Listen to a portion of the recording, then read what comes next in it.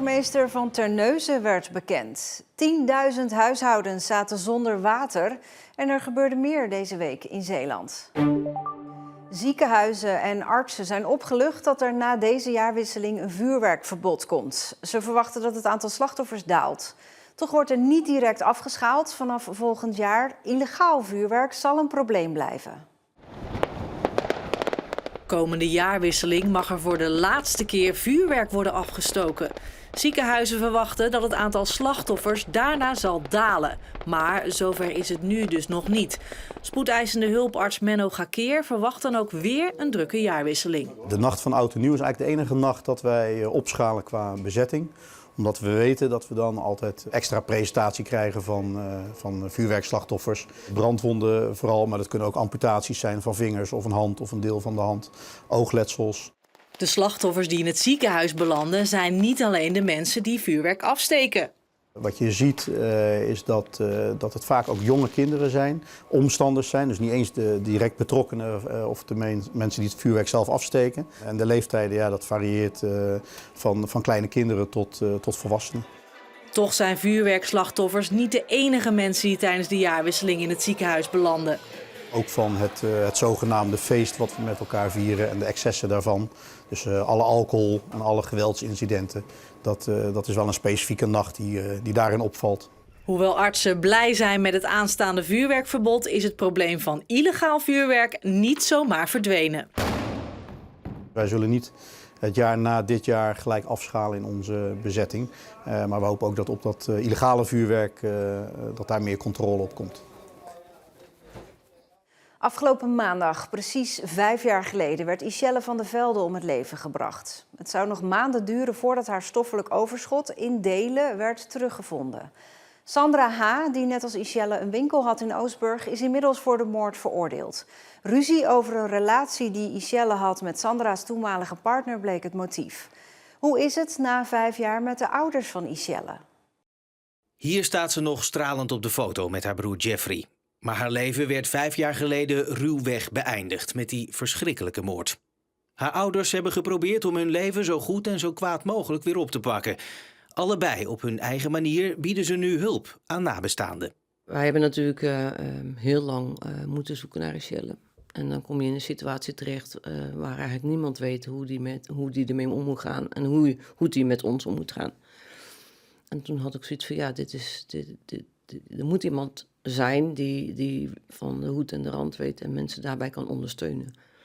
En ja, dat heb ik inmiddels een keer of 15 mogen doen.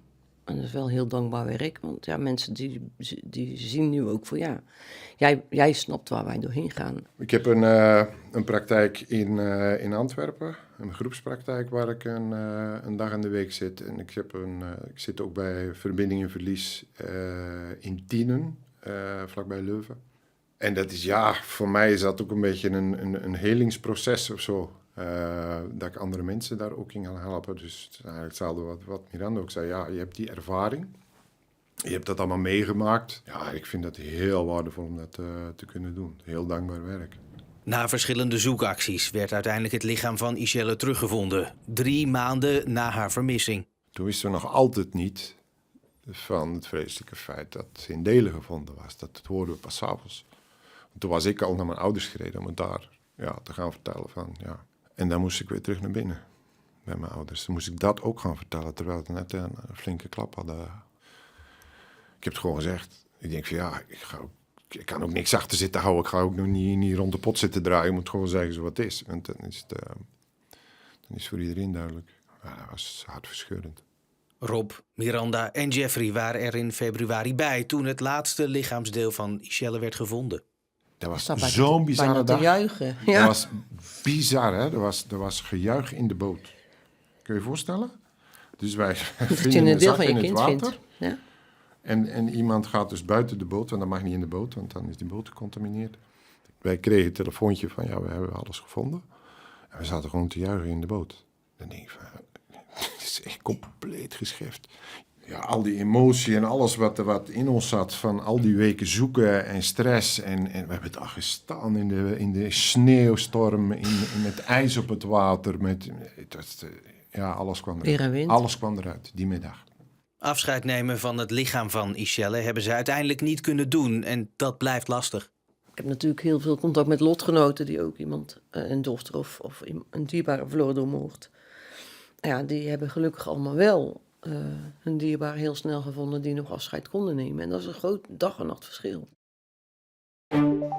Frank Weerwind wordt de nieuwe waarnemend burgemeester van Terneuzen. De oud-minister van Rechtsbescherming volgt Erik van Merjenboer op, die eind november opstapte. De 61-jarige Weerwind maakte dinsdagavond kennis met de gemeenteraad van Terneuzen. Het stadhuis in Terneuzen leek even een echte showtrap te hebben toen Frank Weerwind en Hugo de Jonge met de pers kwamen praten. Meneer Weerwind, wat ziet u als uw belangrijkste taak hier in Terneuzen? Hier staan voor de Terneuzenaren in deze stoere stad en de raad mogen dienen en het college. Weerwind wordt op 7 januari benoemd. Zijn voorganger, Erik van Merjenboer, stapte op door de commotie die ontstond toen de gemeenteraad tegen vergunningverlening voor een asielzoekerscentrum aan de Handelspoort stemde. Frank Weerwind wil het nog niet hebben over dat AZC, maar hij zegt de kwestie aan te kunnen. Geloof mij, mijn lenigheid en mijn atletisch vermogen zijn niet meer wat ze geweest zijn. Ik ga gewoon aan de slag. Eerst goed met de mensen gesprek aangaan en dan pas conclusies trekken. Raadsleden in Terneuzen maakten gisteren kennis met Frank Weerwind en waren na afloop positief. Ik vond hem heel toegankelijk, heel sociaal. Ik denk dat hij genoeg bestuurlijke ervaring heeft met alles wat hij heeft gedaan. Dat geeft mij ook wel vertrouwen dat hij dus Terneuzen weer een stap verder gaat helpen. Er is een goede klik met de gemeenteraad, tenminste op het eerste zicht. Dus het gaat goed komen, denk ik. Wat gaat het betekenen voor die hele AZC-problematiek hier in Terneuzen? Dat ook een van de redenen is waarom meneer Weerwind naar Terneuzen gehaald is. En ik vind zelf dat we daar wat minder de nadruk op moeten gaan leggen. Er zijn veel belangrijkere problemen in Terneuzen dan alleen maar een AZC. Er komt veel op Terneuzen en op Weerwind af. Mogelijke kerncentrales, de ontwikkeling van de haven en de algenoemde AZC-kwestie. Dat verdient een zwaar gewicht, vindt Hugo de Jonge. De burgemeester van Terneuzen is de voorzitter van de veiligheidsregio in Zeeland. Dus heeft de hoeder te zijn van onze veiligheid hier. Dus me dunkt dat zo'n stad een zwaar gewicht verdient. En bij Frank is Terneuzen in goede handen. Een kleine 10.000 huishoudens en bedrijven in West-Zeeuws-Vlaanderen kregen dinsdag van waterbedrijf Evides het advies om 4 dagen lang hun kraanwater te koken. Aanleiding waren 2 leidingbreuken, 1 bij Oostburg en 1 bij Schoondijken, die ook het plaatselijke voetbalveld deels blank zetten. Door de breuken kwam op sommige plekken geen water meer uit de kraan. Volgens een woordvoerder van het bedrijf hebben de 2 breuken niets met elkaar te maken. Hoek speelde dinsdagavond in de 2e ronde van het KNVB-bekertoernooi tegen eredivisionist Telstar. De profs wonnen geflatteerd met 1-4. En daarmee kwam een einde aan het bekeravontuur van Hoek. Maar echt getreurd werd er niet. Het gaat goed met Hoek, die in de competitie promoveerde en gelijk winterkampioen werd. We zijn debutant, want daar staan we nog bovenaan ook. En ja, we zijn ook ver gekomen in de beker. Als je dan ziet wat er allemaal gebeurt tegen Eindhoven, nu weer hier zo Telstar, ja, dan zie je ook dat het enthousiasme van de mensen hier zo is fantastisch. Ja, ik denk dat we heel trots mogen zijn. Dit seizoen is het de eerste keer dat we thuis verliezen. We zijn natuurlijk kampioen geworden dit jaar, in jaar 25. We staan bovenaan in de 2e divisie. Ik denk dat niemand had verwacht in heel Nederland zijnde. En ik vind dat we nu, jij wel natuurlijk, ik vind dat we nu verdiende pauze mogen houden, 3 weken vrij. Iedereen moet goed herstellen, want het is natuurlijk een zware periode geweest voor alles en iedereen. We hebben weinig rust gehad. Dus ik denk dat iedereen wat toe is aan vakantie. De inwoners van Schoondijken dachten dat de burgemeester een duidelijke belofte had gedaan. Geen arbeidsmigranten in de Weststraat. Maar volgens verschillende inwoners blijkt die belofte nu boterzacht en gebeurt het toch. En ik zeg, we worden belogen en bedrogen door de wethouder en de burgemeester. Schoondijkenaar Ronnie de Wever wint er geen doekjes om. De ontstane situatie in de Weststraat in zijn dorp zit hem en andere omwonenden tot hier. Ze zeggen dat hen is beloofd dat deze 2 panden aan de Weststraat niet verhuurd zouden worden aan arbeidsmigranten. En dat gebeurt volgens hen nu toch. Jazeker, dat weet ik zeker ook al van foto's. En daar komen hier busjes s'avonds rond 6 uur en 's morgen vertrekken ze. Ik denk dat er misschien tussen de 12 en 16 zitten. De buurt heeft vele jaren geleden een deuk opgelopen toen het voormalige Hotel West, dat nu een vakantieappartementengebouw is, vol met arbeidsmigranten zat. Er was zoveel overlast tot vechtpartijen, met messen liepen ze rond, drank, muziek. De hoeren kwamen hier langs, dus je weet wel genoeg hoe dat gegaan is. Na een handtekeningenactie in 2021 hoorde de buurt geruststellende woorden van het gemeentebestuur. De burgemeester heeft hier 4,5 jaar geleden een belofte gedaan dat er geen arbeidsmigrant meer in de wedstrijd zou komen. Maar de buurt is ervan overtuigd dat er aan arbeidsmigranten wordt verhuurd. De eigenaresse van de panden reageert via WhatsApp. Voor alle soorten huisvesting is de pandeigenaar verplicht zich aan de gemeentelijke regels te houden. Dat geldt uiteraard ook voor eigenaren als wij. Dat is op dit moment ook zo en dat zal in de toekomst ook zo blijven. Ondertussen snappen raadsleden eigenlijk niet hoe het kan dat de gemeente niet lijkt te weten wat er speelt. Ze hebben verteld dat ze niet op de hoogte waren wat de eigenaresse ermee wil. Dat hebben ze gevraagd en de eigenaresse geeft dan aan niet te weten wat ze ermee wil. Terwijl er wel al een advertentie geplaatst is voor arbeidsmigranten 25 slaapplaatsen voor arbeidsmigranten. Dus ze wist wel al wat ze ermee van plan was. Wat Klaarhout betreft komt er actie. Handhaven, kijken wat er daadwerkelijk gaande is. We hebben de beelden doorgestuurd. Dat er inderdaad dus busjes met mannen met fluoriserende pakken af en aankomen. Dus het is vrij duidelijk dat het geen gezin is. Dat er meer dan 4 personen voor, 4 personen achter, zoals eerder verteld, verblijven. Dus daar moet op gehandhaafd worden. Nu ook een aangrenzend pand met crowdfunding door dezelfde ondernemer is gekocht en ook voor de verhuur aan arbeidsmigranten lijkt bestemd te zijn, wil Klaarhout een onderzoek naar de financiële handel en wandel. En tot die tijd? Zet het op stop. Contacteer de eigenaresse en zeg zolang wij nog niet duidelijk weten of dat hier wel of geen arbeidsmigranten mogen logeren, dan moet je ze er maar even uithalen. Gemeente, doe hier wat aan. En ik zou ook zeggen naar de raadsleden toe. Raadsleden, open je ogen. Komen jullie op voor de inwoners? Burgemeester en wethouder, die doen het niet. Dus ja, dat is een kwalijke zaak. De gemeente Sluis wilde niet voor camera reageren, maar laat schriftelijk weten dat er oriënterend overleg met de eigenaar van de panden wordt gevoerd.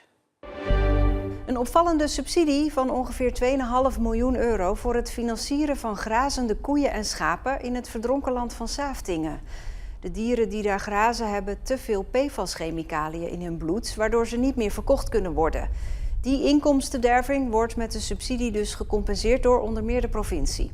Het besluit betekent wel dat er dieren het gebied ingaan die moedwillig worden blootgesteld aan PFAS. In navolging van Borselen hebben de gemeenten Terneuzen en Sluis ook hun randvoorwaardenpakket gepresenteerd. Mocht het Rijk een kerncentrale bij Terneuzen willen bouwen, dan moet daarvoor in ruil fors worden geïnvesteerd in het onderwijs, een uitbreiding van de gezondheidszorg en een goede uitkoopregeling voor mensen die worden onteigend.